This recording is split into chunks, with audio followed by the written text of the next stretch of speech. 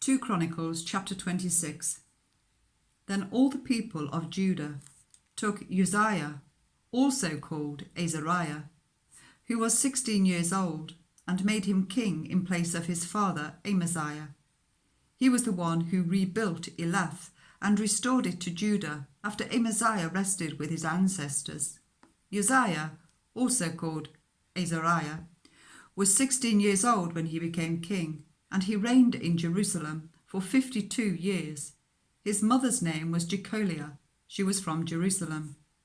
He did what was right in the eyes of the Lord, just as his father Amaziah had done. He sought God during the days of Zechariah, who instructed him in the fear of God.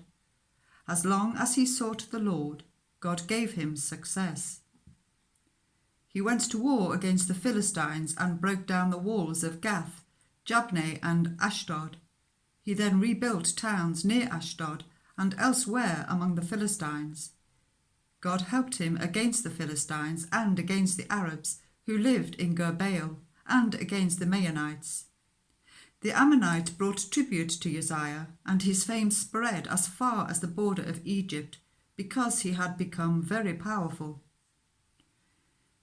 Uzziah built towers in Jerusalem at the corner gate, at the valley gate, and at the angle of the wall, and he fortified them. He also built towers in the wilderness and dug many cisterns, because he had much livestock in the foothills and in the plain. He had people working his fields and vineyards in the hills and in their fertile lands, for he loved the soil. Uzziah had a well-trained army, ready to go out by divisions, according to their numbers, as mustered by Jeiel, the secretary, and Maaseiah, the officer, under the direction of Hananiah, one of the royal officials. The total number of family leaders over the fighting men was 2,600. Under their command was an army of 307,500 men trained for war, a powerful force to support the king against his enemies. Uzziah provided shields, spears, helmets, coats of armour, bows and slingstones for the entire army. In Jerusalem, he made devices designed by skilled workers for use on the towers and on the corner defences, so that soldiers could shoot arrows and hurl large stones from the walls. His fame spread far and wide, for he was greatly helped until he became powerful. But after Uzziah became powerful, his pride led to his downfall. He was unfaithful to the Lord his God, and entered the temple of the Lord to burn incense on the altar of incense.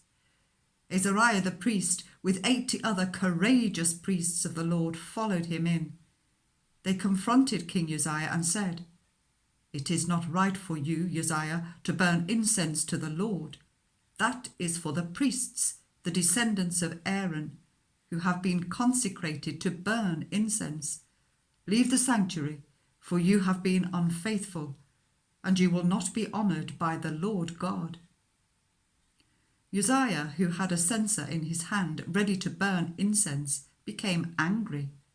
Whilst he was raging at the priests in their presence, before the incense altar in the Lord's temple, leprosy broke out on his forehead. When Azariah the chief priest and all the other priests looked at him, they saw that he had leprosy on his forehead, so they hurried him out. Indeed, he himself was eager to leave, because the Lord had afflicted him. King Uzziah had leprosy until the day he died. He lived in a separate house, leprous and excluded from the temple of the Lord. Jotham his son had charge of the palace and governed the people of the land. The other events of Uzziah's reign from beginning to end are recorded by the prophet Isaiah, son of Amos. Uzziah, also called Azariah, rested with his ancestors and was buried near them in a cemetery that belonged to the kings, for people said he had leprosy. And Jotham his son succeeded him as king.